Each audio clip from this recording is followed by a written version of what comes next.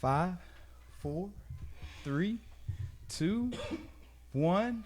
What is up, guys? This is the Worship Leader Podcast. I'm Terry. This is Josh. How y'all doing out there in all of the lands? It's been quite a while. It's been.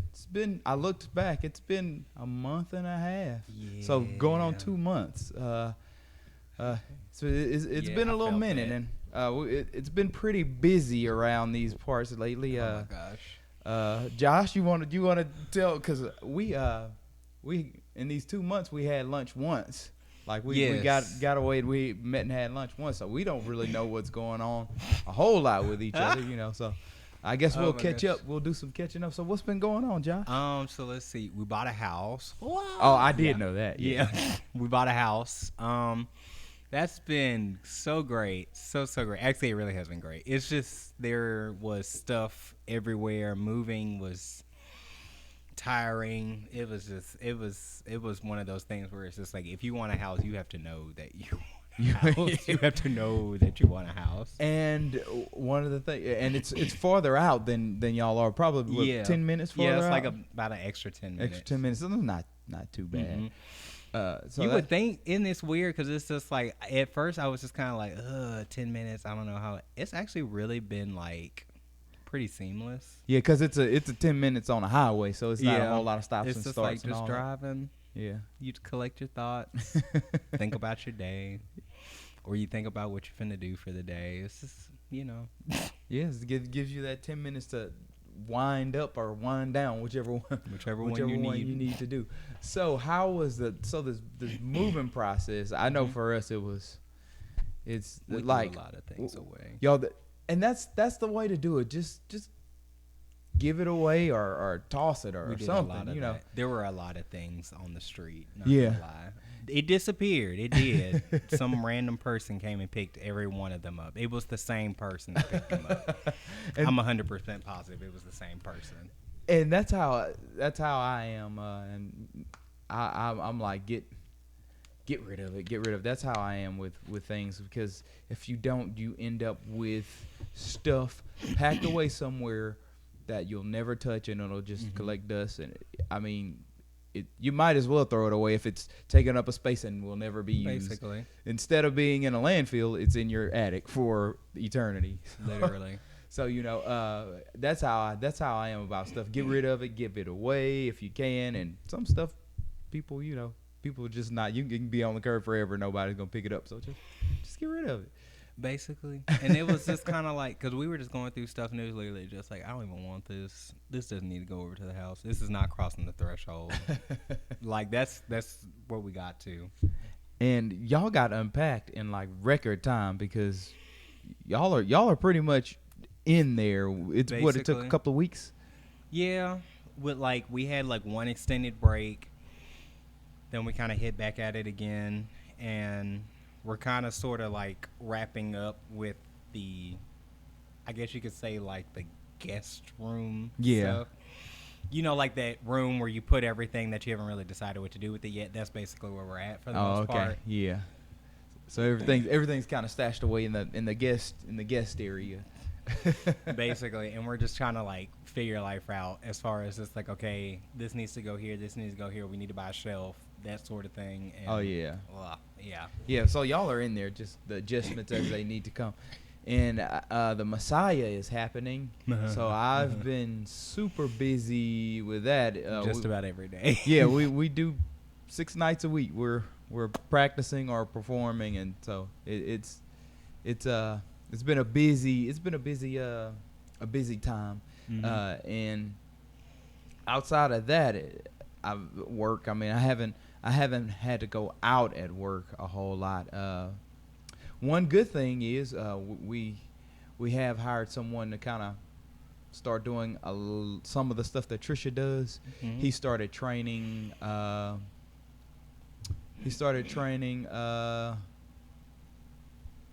This week, and so he's here with us for training, and then once he does finish training, he'll just work from home.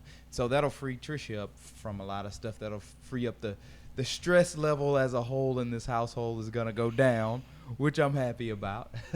Success. Gonna go down as a whole. So that's a good thing, and that's a plus. And also, how have things been going with the internship? That has been going really, really good. I just have to remember where I'm going that day because it's just like work part-time, intern part-time, doing classes, and then we had to move. And then so it's just kind of like everything was everywhere. So even though you're in the internship, you still have like book work? Yeah. Oh, like man. off and on. Off So and it's on, just that like sucks. one quarter I'm off. Yeah. Like the internship is my class, and Yeah. then one quarter I have an actual class. Yeah. And then I'm just like, What's going on? Where's my? why are y'all Where am expecting I? this much work out of me? But yeah. Yeah, that's cool. It sounds like a ton of. Well, I know you've been super busy lately, and that I mean, this is why. And before we got on camera, we were talking about life with little ones, and my little ones were running around. You probably heard them earlier. I don't know if the mic picked them up. They're back there screaming and playing and stuff. Which right now it's supposed to be nap time, so we'll see if Trisha can successfully put them down for a nap. I don't know, but we were talking about just life in a household with younger kids, how it's just crazy. And you were saying like you had to it's gotten to the point to where Gigi, she's running around, she's full toddler mode now, right? She is. It's weird. It's like she picks and chooses when she wants to be a baby. And so it's like, but she's still like, she's a toddler, but then like she tries to do baby stuff. And so it's like, choose this day. what is happening? And so, yeah, right now we're trying to work on using our words more consistently because she's, down to screaming, and we love that. Oh man! Now with that. with Louis right now, he'll cry, and we're like, dude, we don't understand you. Talk, like, tell us what you want, we can help you, but you randomly just start crying. We don't know what you mean. We don't get you. You get no assistance because there's nothing we can do. So that's I can hold you, but like, but the problem is still like that happened today. He started crying. He's in the back. I'm up here doing something. Trisha, we're both busy, and he's crying. And finally, he comes up and he's like, "I need to potty. I can't." He had on a onesie that snapped at the bottom, and he couldn't get it unsnapped. And he was crying because we were like, "Okay, you see how if you come up here and let us know what you need, we could take care of it." Back there crying, that does like nothing. There's simple solutions to this. That does nothing for anyone. Just come and tell us what you need, dude. We'll take care of it. This is the stage. This is the stage. So yeah, it's been that's the whole toddler. It's been toddler household around here, and it's like we miss so much. Sometimes we talk about things that are outside of worship leading, and I was thinking about this earlier today. Like, this was a huge deal, so I figured we hit on it. Did you hear the slap heard around the world? Did you hear about it?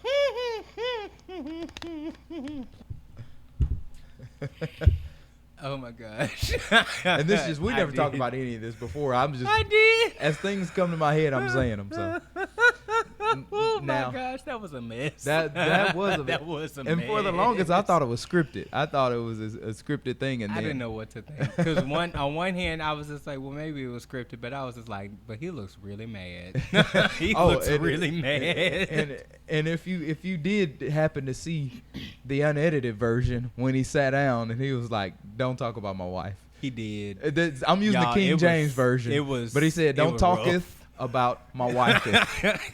Keep her nameth away from you." It was nowhere near from that clean, thyself. though. It was nowhere near that clean. Keep her nameth away from thine self. And it was so funny because like the camera was on the people at the table, and everybody was just like, "Do I get up? Do I stay? I don't want to make any sudden movements. Like, do I get involved?" Like, and the thing is, one of the things I was thinking, like, I guess I'm kind of torn about it. Like, you keep your cool, like, in all circumstances. But sometimes we just can't keep our cool. Like sometimes things get to you, and you just, and we caught him. I guess we caught him in a moment when he could not keep his cool. So I never condone anything like that. I mean, it's you don't hit people. You just don't. I think it was just one of those things. Because like honestly, like when I looked at it, I was just like, it went from like 0 to 100 really fast. Really quick. And I was just like, to me, it just seemed like, you know what? There was probably something else that happened before then. Yeah. And this was just like, I told you already. Like, that's what it seemed like. We already had this conversation. Why are you doing this again? Here we go. Now I got to get up. Like, actually, somebody posted something from the last time he had hosted the Oscars. Yeah, the Oscars where he had took a little jab at Jada. He did.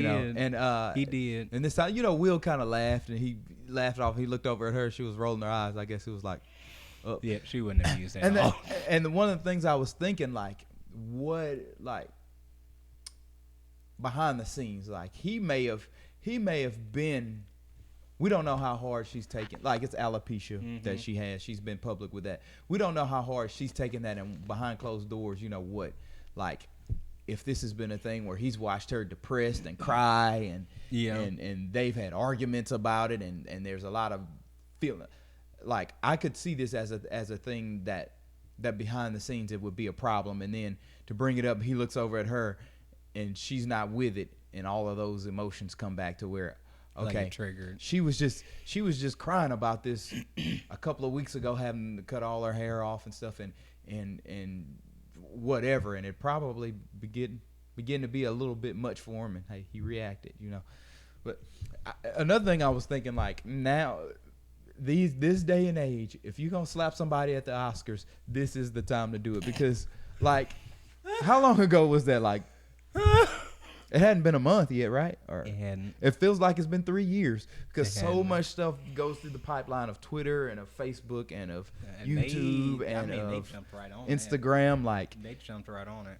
You jump on it, and then a week later, it's been flushed with 10 other things that are just as over the top as that, and you kind of forget. It's so quick. It's like you don't stay in the hot seat.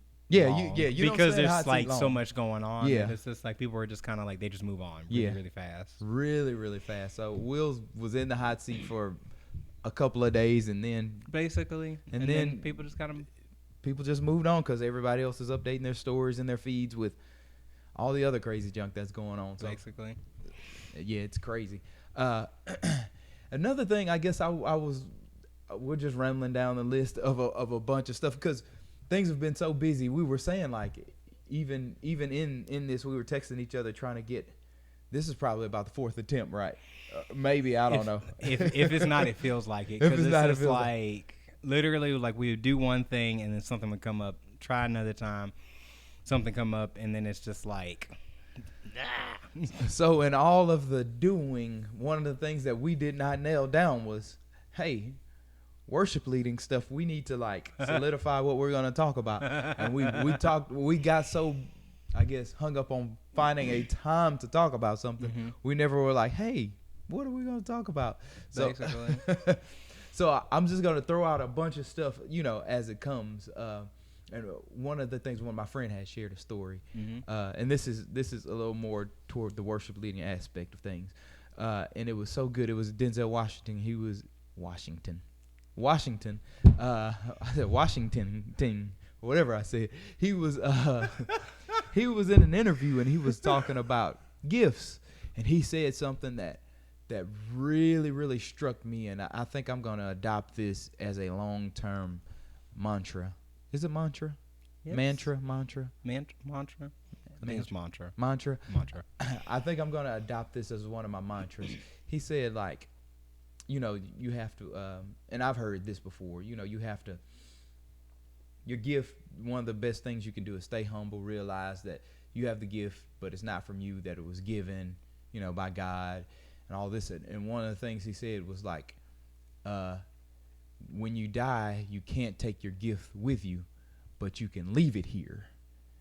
And we leave it here by expressing it and getting it out and using our gifts. As worship leaders, we use our gifts to the glory of God. And he's a Christian. That's kind of what he was saying, using our gifts. And I never thought about that, like leaving it here, leaving a legacy of not only yourself. I mean, God gave you the gift, so there is some legacy that comes to yourself, but using that to glorify God is leaving a legacy and leaving your gift here and not hidden, I guess, like, because sometimes, sometimes we get caught up, at least I know I do, and a lot of the people that I talk to, we get caught up in like shyness to share our gift because of whatever. And another thing I'm thinking, stuff is just coming, like if we bury our talents, we're burying our talents by not using them. If God places something in you and for whatever reason you don't use it, if it's guilt or if it's shame or if it's embarrassment or whatever it is, if we don't use it, we bury those talents. And it's such a great thing for us to leave them here and not leave them covered, to leave them here and to just, so I've decided in my life that I can't take the things that God has put into me, things that I love, songwriting, singing, all of that stuff. I can't take it with me. So if I'm going to leave it here, I'm going to leave it all here. I'm not going to leave just little snippets here and there. I'm going to leave as much of it here in the world as I can. So that was a thought I had. It was a really good shout out to Denzel Washington. When you see this, because I know you'll watch it. I know you watch it, Denzel. I know. When you see it, great comments. Great comments. Anything you honestly, what comes to mind is like, are you looking to impact versus are you looking to impress? Right. Yeah, that's good. It's like, it sounds like it should be the same thing, but it's not. Yeah.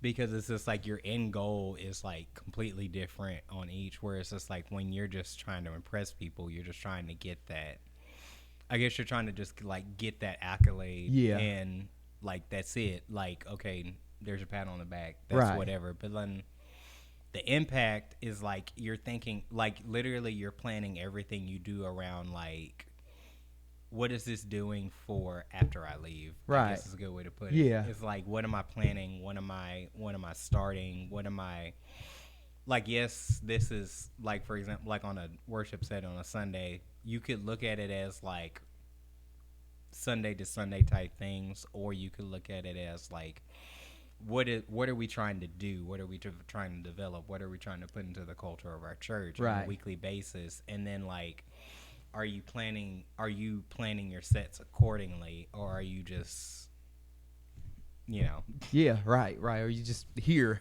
in the moment. And one of the things you said I kind of want to tag off of is like you said something to the effect of the results of it.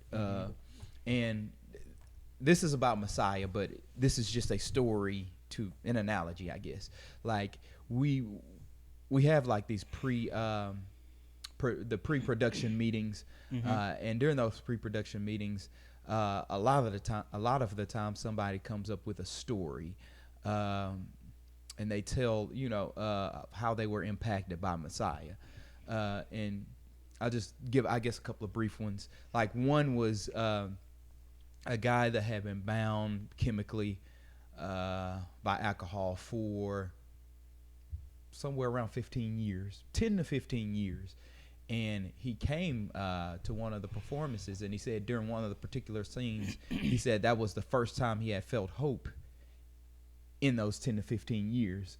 And that prompted him to check into a rehab facility. So he's now checking into a rehab facility, and that hope he got from a bunch of people that are talented and that are gifted, and God's placed the drive in them, and they surrendered it to God and said, okay, my brain's going a whole bunch of different places, and said, here, God, I give this to you, do what you will with it. And that came out of it. And another thing, another story, real quick story, there was someone that's actually in Messiah now, this person said that they came up in a very bad. They came up under a guardian, a family member that was very abusive. Like they would lock them in the closet for hours and hours and hours, no food, no nothing, for a long time.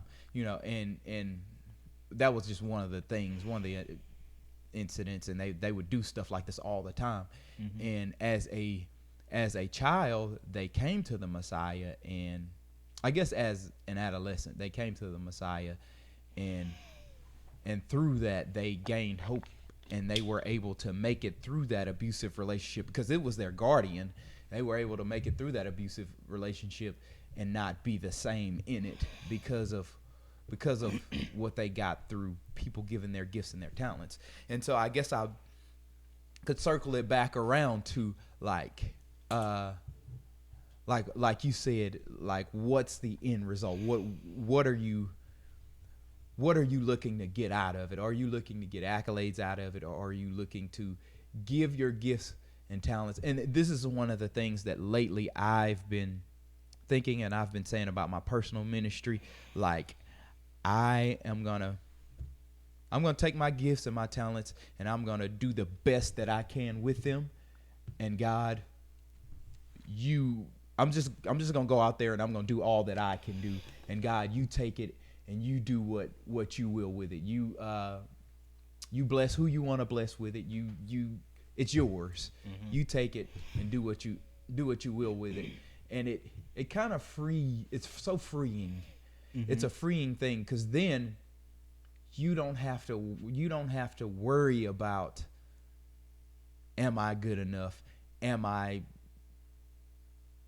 like, it's not on you. Yeah. Nothing's on you anymore. You're just going out there. Off of you, It takes the pressure off. You're just going out and you're doing the best that you know how with what God has given you, and you surrender it to him, and you say, hey, God, if this is going to be anything, it's because you're in it. If this is going to be anything, it's because you're blessing it. If this goes anywhere, it's because you do it. I'm just a vessel, and I'm just putting what you put into me out into the world. And that I said about 10 or 12 different things there or in a merry-go-round. But you got any thoughts on any of that? Honestly, it's I like all of that, to be honest. That was just the whole getting the pressure off of yourself, because I think it's what stops us sometimes is like we get so stuck on that pressure. Yeah. Internally. It's not even the external pressure, it's the internal pressure. We intimidate ourselves. It's the weirdest thing. It's like we intimidate ourselves, and then like it's just like, oh, well, you better do good. Oh, okay, I'm gonna try. And then like you slip up, or you don't do as good as you think you should do, or you do great, but then like in your head you're just like, but you could have did better. It's like it's never enough. And so it's like, honestly, that helps so much, because the thing is, it's just like when you're doing it, oh, excuse me, oh my gosh, when you do it with that mindset of just like, I'm trying to get this whatever, like you're always like you're doing it, but you're always stressed doing it. Right, exactly. And so it's just like you're freaking yourself out, you're stressing yourself out. You're not even like, even when you're doing something that you love, you're not even loving doing it anymore, because you're just like and it's like up here in your head, and you're in your head a lot. And one of the things I've started a lot lately, just this year, this was just a year for me to just deal with some things in myself, and one of the things that I've tried to do this year, because I come from a place personally, and I'm talking about myself a lot because that's the only perspective I know. That's and hopefully it resonates with some people out here. This is, me doing my thing. I'm telling all that I know, and God, you do with it whatever you do with it. And so one of the things I've been doing with myself lately in a practical sense, I try to talk, because like you said, the battle is up here with ourselves. It's usually other people are like whatever, and in ourselves is whatever. So literally, one of the things when I have a self thing, whether it's doubt or fear or whatever it is, this year I've tried to start, like, if I were giving someone else advice on my situation, what would I say to them? Mm-hmm. And usually it's completely different from what I would say to myself. Like, That's I tell true. myself stuff crazy, like, all the time. But just think, if your best friend came and they sat and they asked you the same question that you're asking yourself, what advice would you give them, or what would you tell them to do? And usually it's tons different from what I'm telling myself That's actually a really good in my own head. Like, it is, and it's freed me. It's freed me from a lot of the self things that we all do, the things to ourselves in our head, and it's freed me from a lot of that, because I was like, so if I was sitting across from the table from Josh and he asked me this, I wouldn't tell him the stuff that I'm telling myself right now. Because I sometimes absolutely would we not. shoot ourselves in our head. Yeah. We'd be like, We do, and I guess to bring this back all around to the worship leading thing, and going forward in worship leading, like those conversations we have with ourselves, as far as like the practical things, the getting sets together, we do everything in prayer. And then after that, there's the, am I connecting? Am I this? Am I that? Yeah. Of course, you want to reach out to somebody and talk to them. But when you do have that self-talk, try to step out and not talk to yourself, but talk to your best friend. And what advice would you give them? And that's kind of what I've been trying to do with myself, with my dealing in my head with all the different things. And I think that, and also that kind of helps as far as like when you're dealing with people that you're developing and that you're working with, being sensitive to that happening in them too. Because it's just like sometimes we can unintentionally trigger other people's insecurities and stuff like that without even realizing it. And you don't mean any harm, and they know that you don't mean any harm, but it's still like, even knowing that it doesn't mean any harm, it's still like the trigger's still there. Yeah, that's good. So it's like, so just being sensitive to the fact of just like, if I'm going to give constructive criticism, maybe being mindful of how frequently that you're giving the constructive criticism and to what degree you're bringing the fire down. It's just like, because sometimes you just make it hot and make them melt, but other times it's just like, just a little, it's okay, you're gonna get them next time. Like, yeah, that's a really good point for when we have younger worship leaders, or, well, not necessarily younger, but less developed worship leaders coming up under us. That's a really good point to think about these things when developing them, because sometimes you can hit some things, and part of being a good mentor is knowing that and navigating around that. So that's a really good, solid advice. Because some people are just, I guess just by nature, sometimes people are really, really fragile, especially in a ministry where we're so exposed. Right. And so it's just like sometimes what they need isn't necessarily even like a word of correction, but sometimes a word of encouragement in the right direction. Yeah. And sometimes saying what you could do better in an encouraging way will do more than you just saying you just need to fix this problem. Now, some people, they need that because you know your people. You know right, that right. they need that. Like, hey, you need to fix this. But then other people, they just need that gentle guidance of just like, hey, this is really good. How about if you try this, and you may feel that this is going to work a lot better, or this may be a lot easier for you, or you'll be working a lot less hard, like stuff like that. Yeah, and that's personally, that's one of the ways, and I may not do it all the time because I don't know, but that's one of the ways I try to, well, maybe not say it like that. I think that's one of the ways we should always lead from that. We should always lead from that, and not from the, okay, fix this, unless somebody comes to you and has that conversation. Okay, tell me what I need to fix. Be real with me. Because some people, they just need it. Yeah, some people just need it. Yeah, they just need it. And I think it's good to lead with the the encouraging direction. It's always better for others, and it's better for yourself to. Mm-hmm. It just makes you feel good, you know. Yeah, because at the end of the day, it's like I was watching something, and I really don't remember who it was that said it specifically. That's why I can't like nail it down. But like basically, they were saying that like this is a matter of relationships whenever it comes to like church culture, and you're dealing with stuff like that. When you're dealing with like just kingdom related anything, you're dealing with relationships. This isn't necessarily like we gotta get these results, that sort of thing. Like you still gotta remember like the bottom line is the relationship, not the result. Exactly. So it's like exactly. And one of the things I heard somebody say is, you know, and I keep talking about Messiah, but it's going on, and it's a really big part of yes. a lot of people's lives right now. So yes, that is what's happening right now.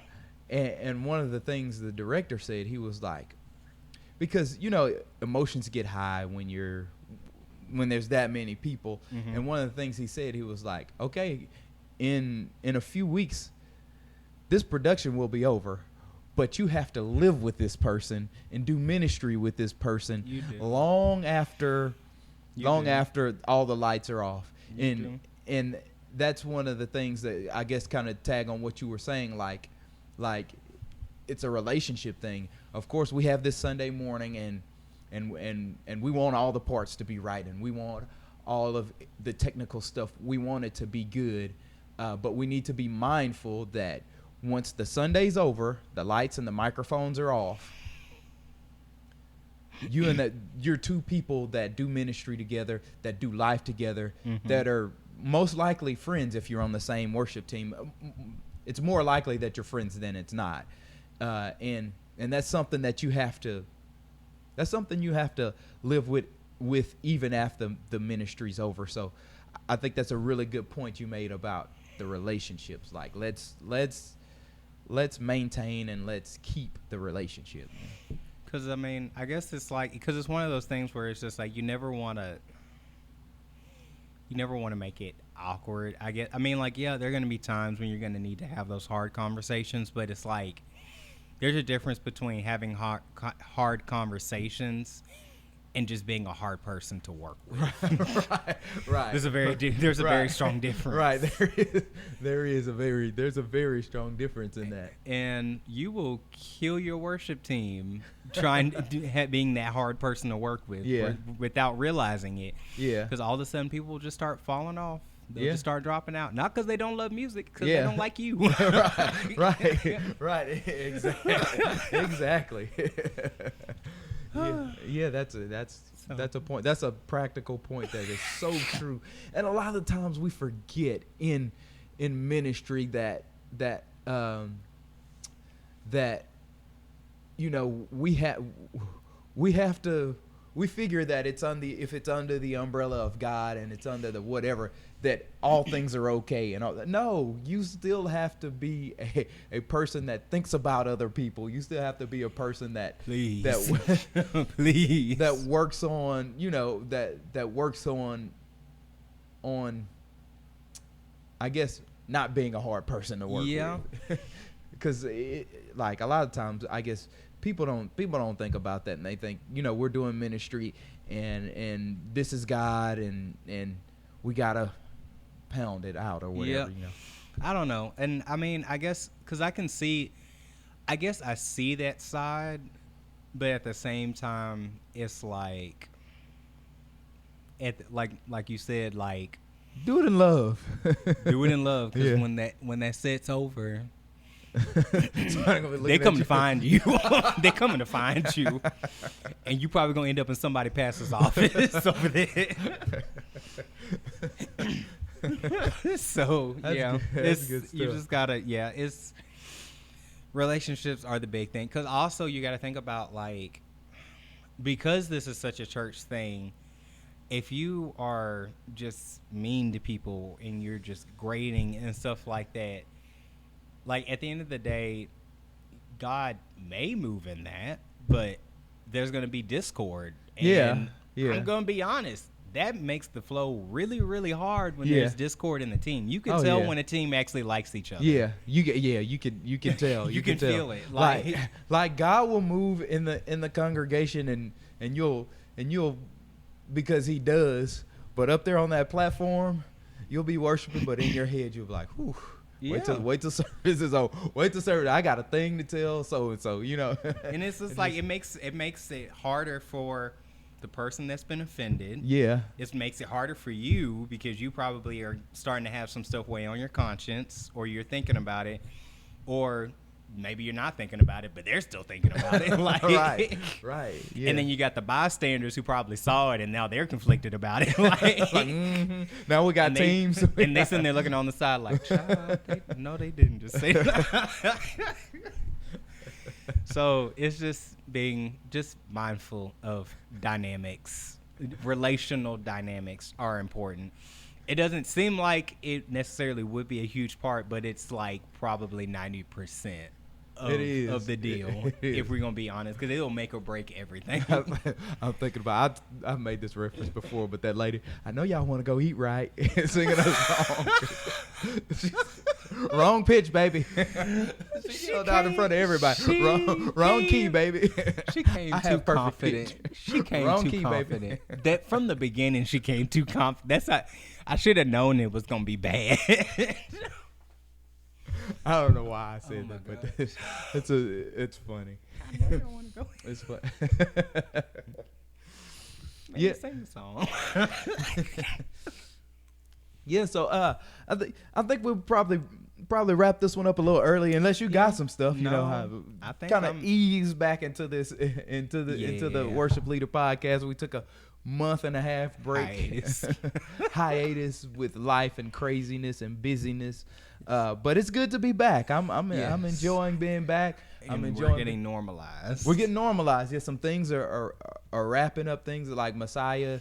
This is the last week. I was about to say y'all are on the last week now. This is the last weekend, so things will be a little more normal, like as far as schedule, and then y'all have closed on the house, and you still do have like internship and work and stuff. But it's calmer. It's calmer. It's calmer.